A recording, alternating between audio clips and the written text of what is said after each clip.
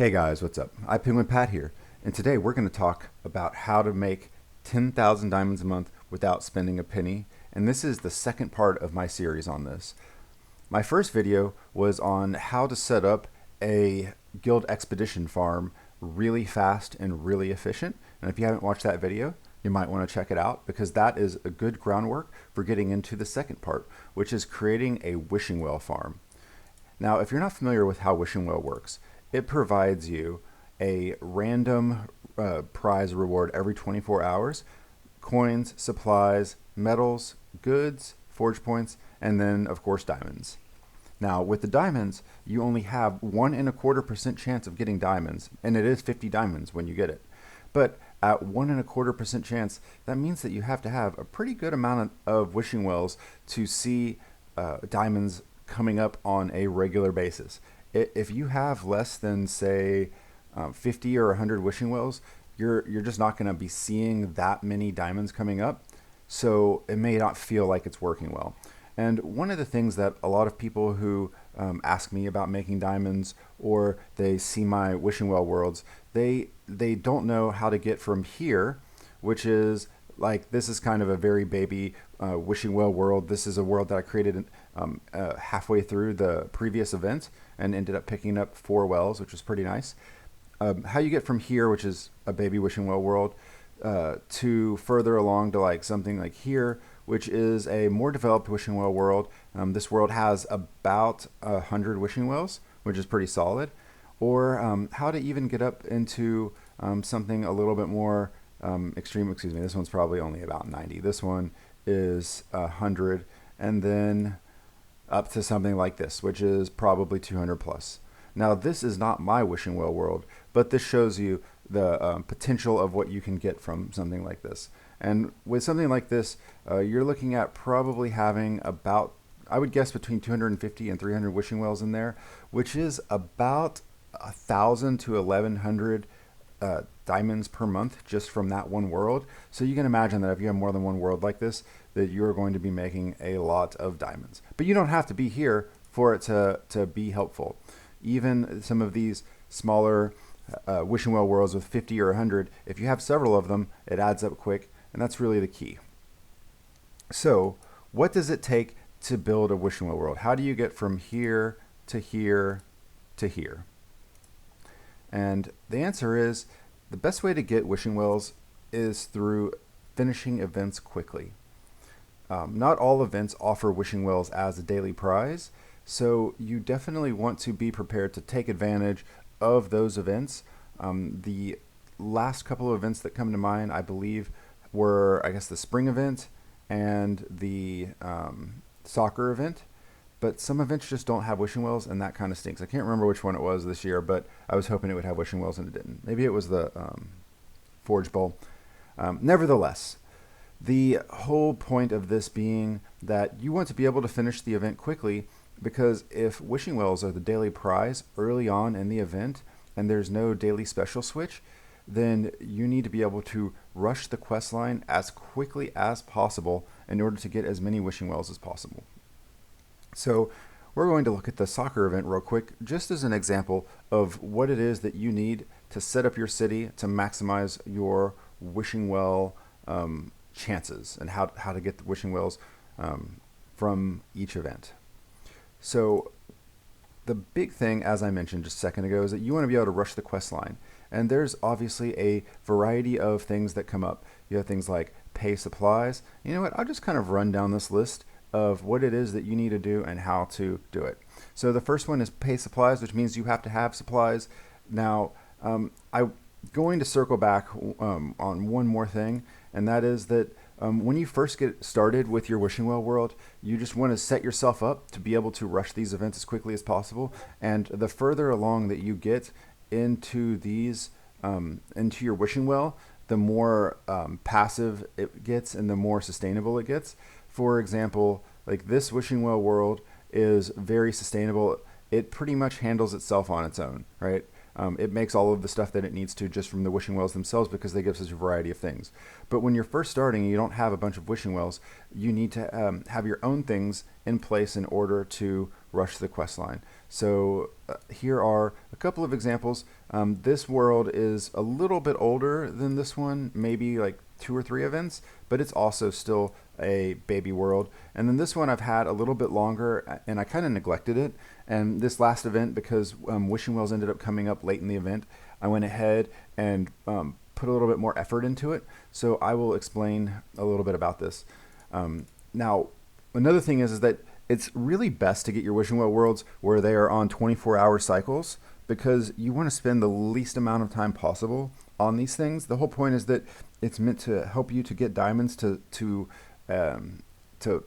prop up your main world, not as a place for you to play around and to do a ton of fighting and to get involved in a secondary world where you have split commitment, or at least that's the way I'm looking at it.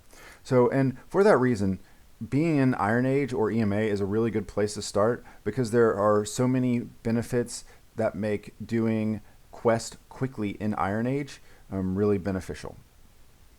So back to the quest line. So the first is here, pay some supplies. Now, especially if you're in Iron Age, but pretty much any age, having a lighthouse of Alexandria pretty much makes having plenty of supplies a piece of cake. Just get a lighthouse, put in a few of the big supply production buildings in your city, and run 24-hour cycles. They'll all get motivated or polished.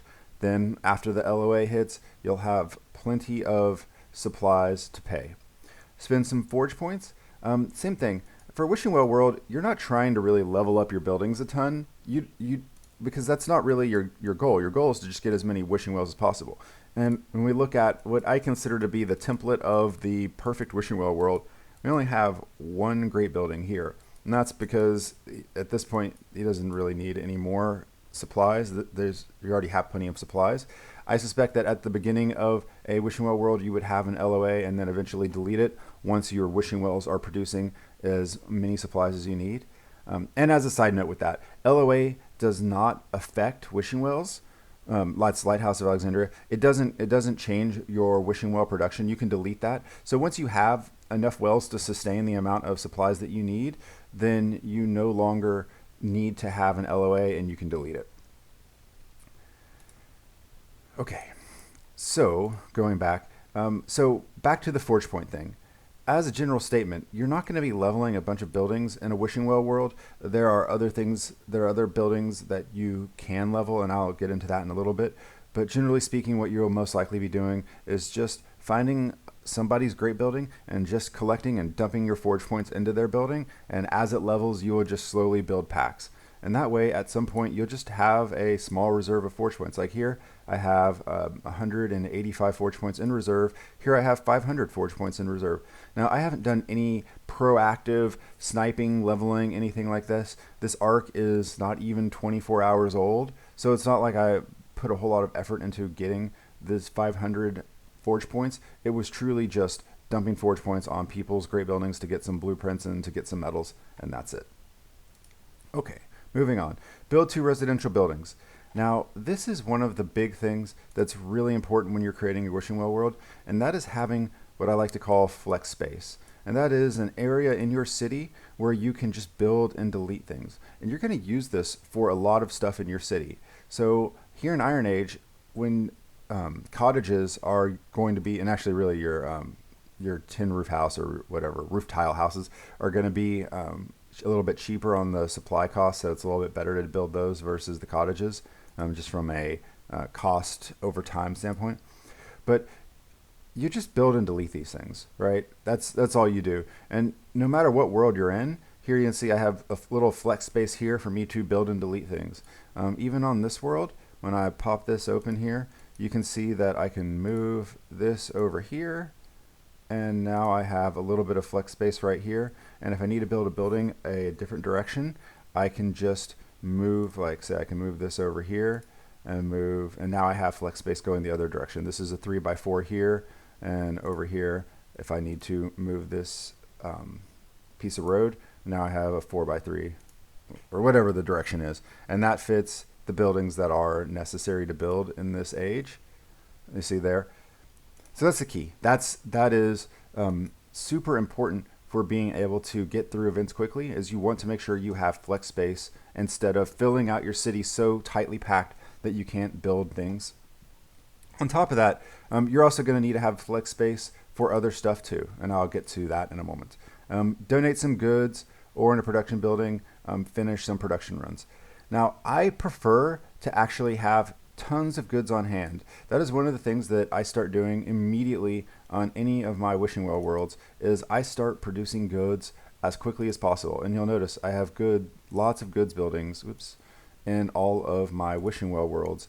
And that is because I don't want to have to wait around and twiddling my thumbs, waiting for people to take my trades, or waiting for these 15-minute production runs to finish. I want to be able to get as many quests completed as quickly as possible.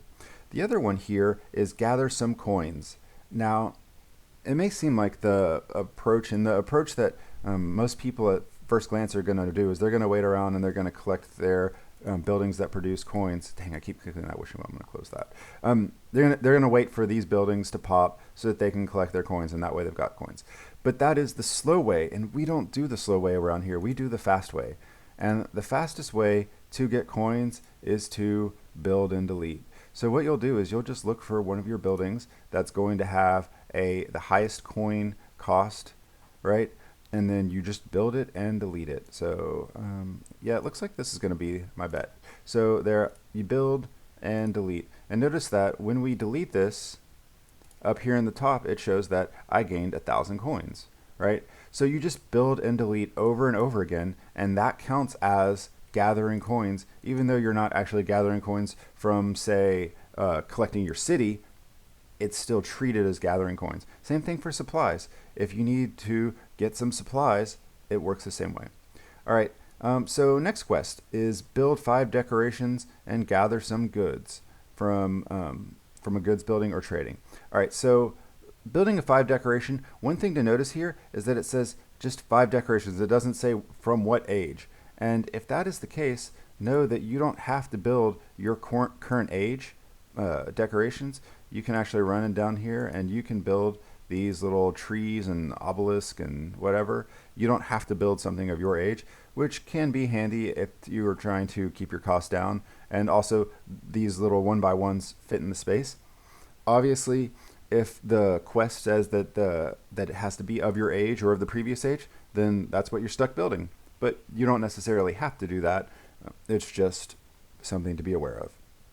Now, as far as collecting goods, that tends to be the one area that are not the only area, but that is one of the quests that can really slow you down, this goods from a good building or by trading. And that is because obviously if you're doing it by trading, that means that you are dependent on what trades are in the market. And that's one of the reasons why I always encourage having tons of goods available on hand, because then you can just come in and say, I want to, you just say whatever quests I can take, and then, whatever trades I can take, and then you can just take however many trades that you need in order to complete that. And that's also another benefit of having a little bit more of a forge point bank, is that if you need to take 3 or 4 or 5 trades in order to complete that quest, it's no sweat, because you already have the forge points on hand, and you're not having to wait for your forge point counter to go up. And for goodness sakes, please don't spend coins buying forge points. That is one of the death banes of getting through Wishing Well worlds. And the reason why is because here, not too far down, there's going to be a quest that requires you to buy forge points, like say 5 forge points or buy 10 forge points. And what ends up happening is if you buy a whole bunch of forge points early on in your Wishing Well world, you reach a point where that starts to become extremely cost prohibitive for you. You literally can't afford to continue to buy forge points because it's too expensive. Now, say that you do get into that situation. You didn't see this video and you bought too many forge points early on. One thing that you can do is start aging up. And the reason why is because as you age up, things like your wishing wells will start giving you more coins. Obviously, your event buildings will give you more coins if you renovate them up to the higher age. So that's kind of a way to get around that mistake. But does continue to be a point where you start to get into a very cost prohibitive area if you buy too many forge points. So let's just avoid getting into that situation altogether. Alrighty, moving down the list. Let's see. So I mentioned for the trading goods. Now, if you're in a guild, which I don't typically sit in any sort of useful guild on my Wishing Well worlds, just because I feel like I'm taking up space and I'm being a drag, and I don't want to be a leech. But at the same time, if it's a casual guild and they don't really care how much you do, then it's not really a big deal. But the chances of them having trades for you aren't very good. Now, if you are in a little bit more proactive guild, you can just post your own circular trades or something like that and hope that guildmates pick those trades up. I'm too impatient for that, though. All right, defeat the small army or solve moderate negotiation. Again, this is one of those situations where if you have a statue of Zeus, then you may, and some units or whatever, then fighting that army may be the way to go. But it's always a safe bet if you have tons of goods to be able to negotiate. So let's circle back up on this defeat a small army again for just 1 second. Now, and actually, you know what? We're going to move on to the next one. We're going to put these together because the next one is recruit 3 units from your age or recruit 4 units from the previous age. All right, so we have a couple of things here to look at. First of all, one of the reasons why Iron Age is so good for this is because in your previous age, when you're in Iron Age, that makes spear fighters your previous age if you're in Iron Age. And that means that you can put in a spear fighter barrack, which only takes 20 seconds to build, and recruit 3 spear fighters or 4 spear fighters in about a minute or 2, right? So what I would do is I would just delete out these goods buildings. I would throw in several spear fighter barracks, and that quest would be over in less than a minute, which is way better than waiting and waiting and waiting and waiting for that quest to complete. Now, there's a couple other ways that you can get those units, and one that I really thought was a good move and something that I hadn't considered until I saw these worlds is getting a Governor's Villa level 9. And with the summer event coming up shortly after this video is going to be published, it is a good chance to start targeting that Governor's Villa during the summer event. And then obviously you can keep an eye on the antique dealer. You probably aren't going to have a whole lot of antique coin in the first place. And if you're in Iron Age, you don't have an antique dealer. But getting a Governor's Villa is a really great option because it will fulfill the requirements of getting you units. It will give you an opportunity to continue to build units on a regular basis so that when you come up to this quest here, defeat a small army, you will have a bank of units that you have been creating over the course of time. Also, the Governor's Villa gives you a tiny bit of attack boost, and when you pair that up with a statue of Zeus, granted the statue of Zeus is a little bit higher than some of these other ones, but when you pair that up with the statue of Zeus, here I'll use this one as an example, here, that gives you a decent amount of attack to be able to defeat a small army, which works out really well. So moving along, and I'm going to skip ahead. I don't see the quest here, but just because we're talking about it, when it comes up that you have a quest to defeat, say it's defeat 40 units or something like that, or win 5 battles in a row. One thing that you can do if you do have a Governor's Villa producing units for you, which also, by the way, is a smaller footprint than Traz, and it gives you some attack, is you can come into Battlegrounds and you can do a few fights here in Battlegrounds to kill the units. Now, a 0 attrition unit, or 0 attrition battle rather, is going to have 0 attack boost. So that makes it so that your measly little 30 bonus that you get from your statue of Zeus is going to be sufficient for you to do better and to kill these things in comparison to if you didn't have it, right? So that combination of a Governor's Villa and a statue of Zeus makes those quests for win 10 fights in a row or defeat a certain number of units extremely easy when you pair that up with guild battlegrounds, especially at low attrition. Okay, moving along. We have the build residential we already talked about. There it is, the buy 5 forge points. Again, that can start to get really sticky if you aren't careful, so keep that in mind. I always like this one when you have the gather goods or donate. These tend to be paired together relatively frequently, so I really do prefer to have the goods available to just donate. That way you're not having to wait around for people to take your trades, or you're not having to worry about who's in your neighborhood, because you don't always have Proposition MJ in your hood with tons of trades posted. Now you have this collect incidents or visit friend tavern, and as I mentioned before, you want to have a good friend list in your secondary worlds. You don't want to have high age friends in your Wishing Well worlds and in your Diamond Farm worlds. You just want to have active friends so that you can visit the taverns, and also so that you have Tavern Silver to spend when those types of quests come up. I'll come up to that in a moment. Collecting incidents. Now, collecting incidents is kind of a weird one, because you never want to be at the mercy of incidents spawning. It just takes freaking forever. You can wait for an incident to spawn for hours on end, because there's always incidents when you don't need them, and there's never incidents when you do. And generally speaking, because you get currency from incidents, it's pretty normal to pick up all of your incidents on a regular basis on your secondary worlds just for the extra attempts. So that can sometimes be a little bit tricky if you're just rushing through. Ah, yes, gain happiness. This is another one that tends to be a huge bottleneck for players. And I have the solution for that works really great for me, and I think you're going to like it too.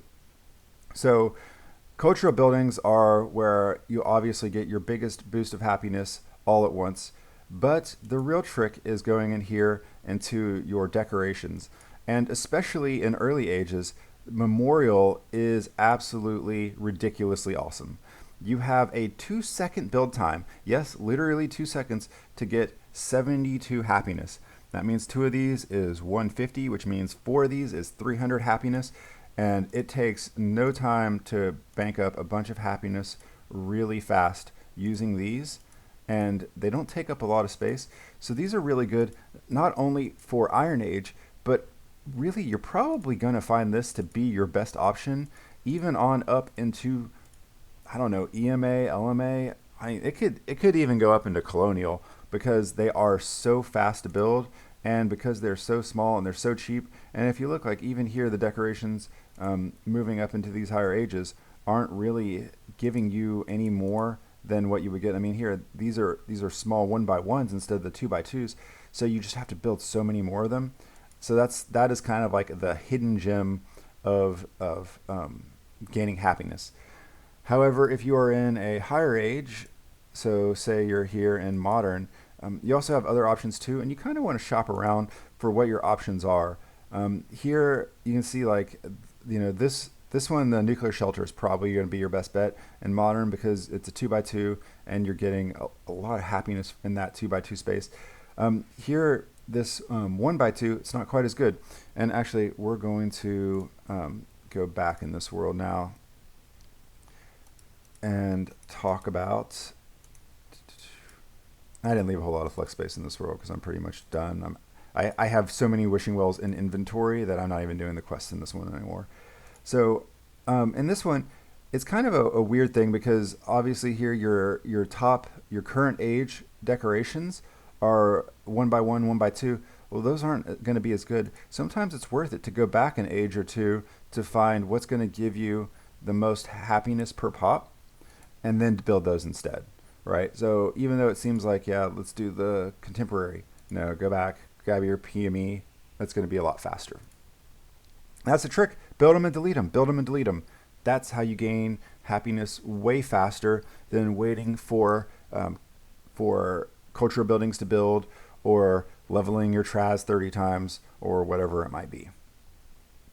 All right, next one is gain population. And this is another one of those why I say it's so important to have flex space. And the reason why is because the best way to gain population is, can somebody guess it? Yes, you can. The best way to gain population is to build and delete. So here I'll do a weaving mill as an example. I can drop a weaving mill in. Actually, I'm going to leave that in a second. And then when I delete that weaving mill, boom, right there, 230 population again, right? So that right there quickly completes the requirements. And say that's not enough, I can just build and delete this a couple of times to quickly gain the amount of population. And this works for any age. It's actually extremely effective in higher ages, where you may only have to build and delete 2 or 3 barracks or goods buildings in order to cover the population gain needed.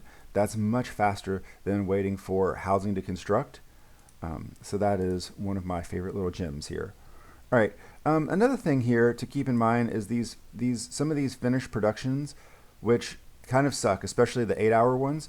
And for that reason, I recommend when you are going through the event, if you are not going for wishing wells because wishing wells are not available, is to start focusing on getting your rush kits together. You want to start to build up a nice stockpile of supply rush kits. And the reason why is because that will let you complete these quests much faster. Okay, as I mentioned, you don't want to spend almost any time on these wishing well worlds. So the more you can stockpile rush kits, the faster you're going to be able to get through the events, which means the more attempts that you'll have at the wishing wells when they come up. And I think that covers, there's the recruit units of your age. This is, when it says recruit units of your age, the other thing is watch for the wording, because some of these quests are just recruit units and they don't say of your age. If it doesn't say of your age, go with spear fighters. It's just better. See, there's buy the forge points again. On the gather supplies, just build delete. It goes really easy. Now, the exchange for the antique dealer, that one's one that does come up quite a bit. And one of the ones that is obviously age dependent. You can't do that when you're an Iron Age because you don't have an antique dealer. But I do like to keep 2-hour runs that are just kind of sitting as completed during events, or I like to look and plan ahead and know when those are coming up so that those quests are going to just be a quick autocomplete when you do them in your secondary worlds. And then, one more one that's kind of a big thing. Oh, I haven't mentioned the Tavern Silver. I'm a big advocate for building up your tavern for a variety of reasons. So as far as spending Tavern Silver, there's a couple things there.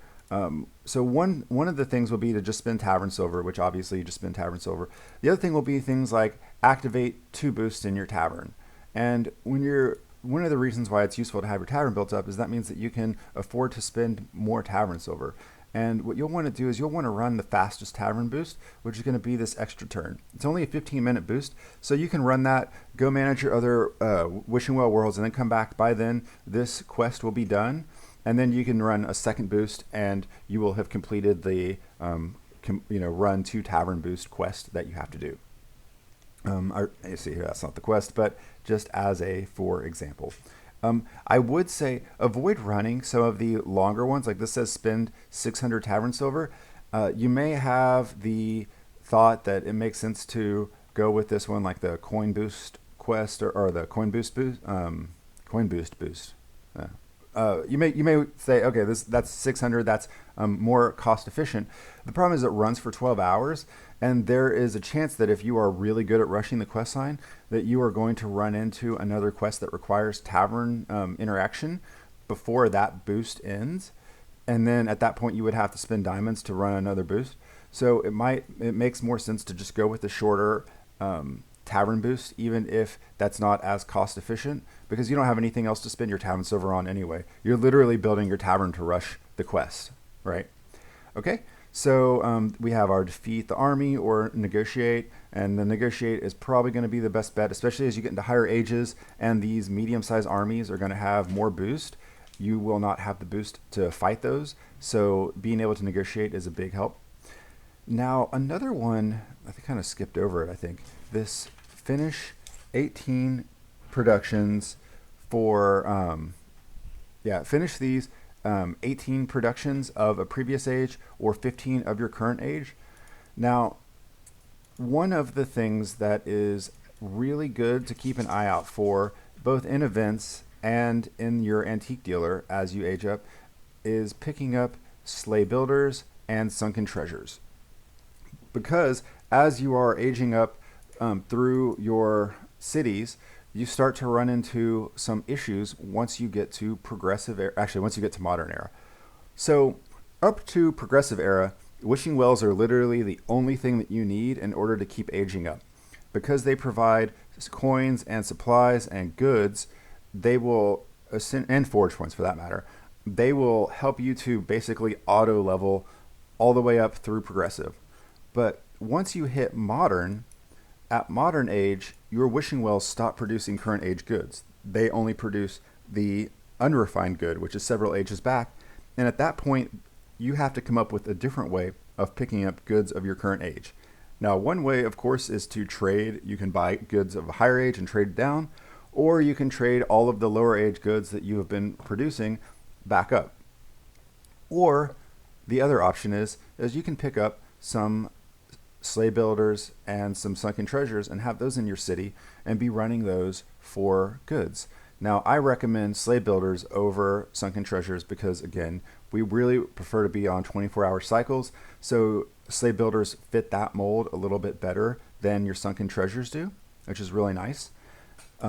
The one thing about sunken treasures that are nice, though, is that your 4-hour run is supplies, so you can use your supply rush to actually speed up your sunken treasure production. It's kind of a weird little, I don't know, it's a gimmicky thing or something, but it's just something to be aware of.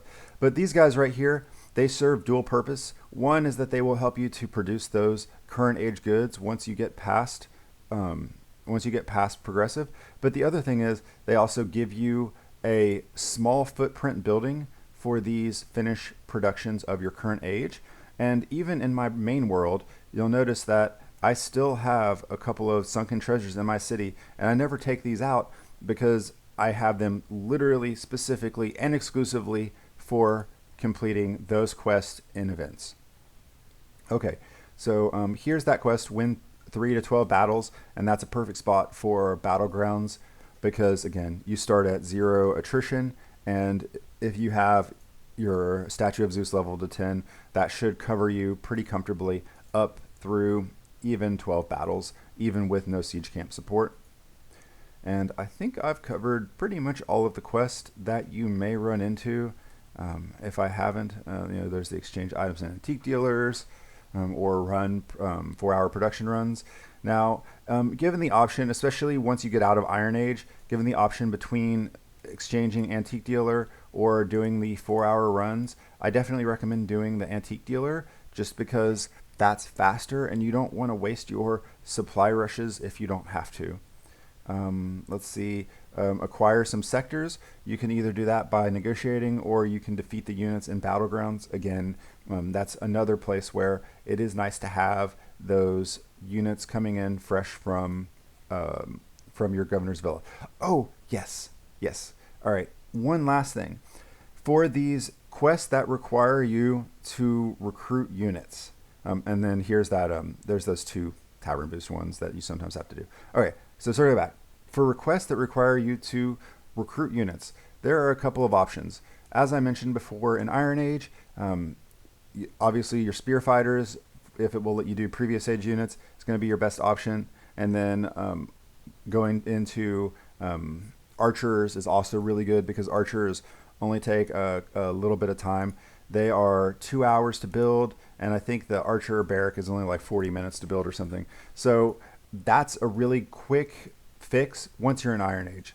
But once you get out of Iron Age, everything starts taking, the barracks start taking several hours to build, and the units start taking 4 hours to recruit, depending on your town hall guild recruitment bonus.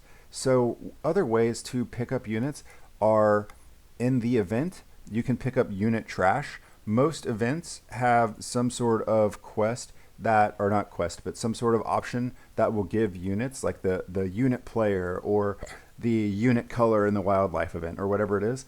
So if you're in a real pinch, you can sometimes pick up units there. And then, of course, in Guild Expedition, for all of your third boxes up until you get to level 4, those are going to get you units as well. First level, you only get 1 unit. Second level, you get 2. Third level, you get 3. So that can be a really good spot to pick up current age units if you're in a hurry. Obviously, Battlegrounds is an option for that as well, although the drop rate on units in Battlegrounds is not very high. So you're really not, that's not a guarantee as much as the Expedition is. I find Expedition to be a more reliable option for that. Okay, so with all that said, I have spent a lot of time explaining why it is really important that you have a lot of coins, a lot of supplies, and a lot of goods to crash through events as quickly as possible. when you are building and deleting all of these buildings in a very rapid pace, you will burn coins and supplies really fast. So if you just have a ton, then you don't have to think about it. It'll just take care of itself.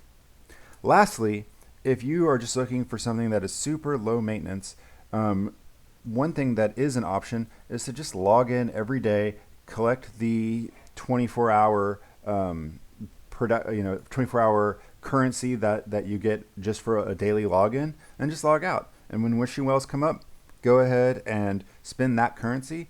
And you might only get 1 or 2 wishing wells per event, but the thing is that if you've got like 4 or 5 or 6 worlds, that means that each event you're picking up, say, 1 to 2 wishing wells per each world, which means that you're getting 10 or so wishing wells per event. And over time, that does add up, and that does start to get you towards those bigger numbers of wishing wells and collections and whatnot. All right, guys. I hope this was helpful for kind of showing you how it does take time to build up to go from here to here up to whatever the big thing is. Oh, I did have one other thing to mention, and that is that there is a very natural transition when you're going from a really simple a GE rush world into a wishing well world. And what I mean by that is, like, this world here actually started as a GE rush world, and you can see I've got a lot of these Fountain of Youths.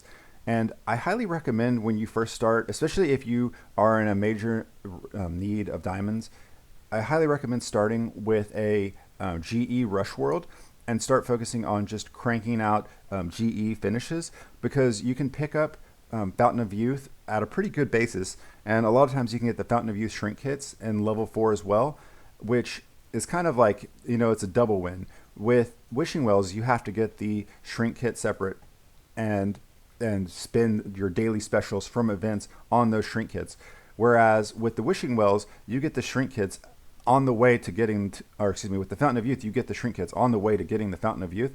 So it's just another way to really ramp up the speed on how quickly your wishing well world develops. And because everything that you need in order to be effective in completing GE 64 and GE every week are all the same exact things that you need in order to finish an event quickly, they kind of work off of each other really well.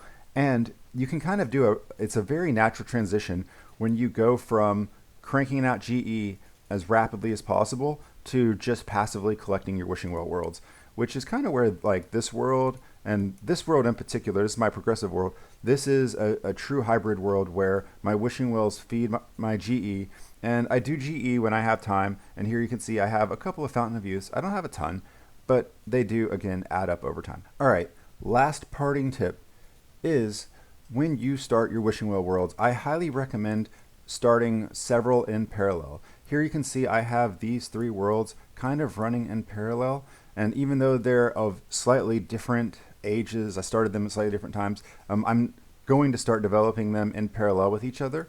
And the reason why that's really helpful is because it makes a lot of this work a lot less tedious, and there's a lot less waiting. As you go from one world to the next, as the buildings finish building, and as the production runs finish completing, by the time you've gone through all of the different worlds, you can cycle back to the first one, and it should be ready to move on with what you have to do. That definitely speeds up the process and makes completing all of these significantly less tedious compared to if you did each one individually as you brought them up. All right, well, I have tried to dump as many tips as I can possibly think of on how to get from this little baby 4 wishing well world, which feels hopelessly lost and as if it was never going to be productive, up to something more like this 150 wishing well world, or this 120 wishing well world, where these ones are producing multiple diamonds pretty much every day and really start to become a nice diamond income stream. If you found this video to be helpful, please like and subscribe and share. And if you have tips on how to do wishing well worlds, I am all ears, because there are lots of awesome ways to do that. And I will catch you guys in the next video.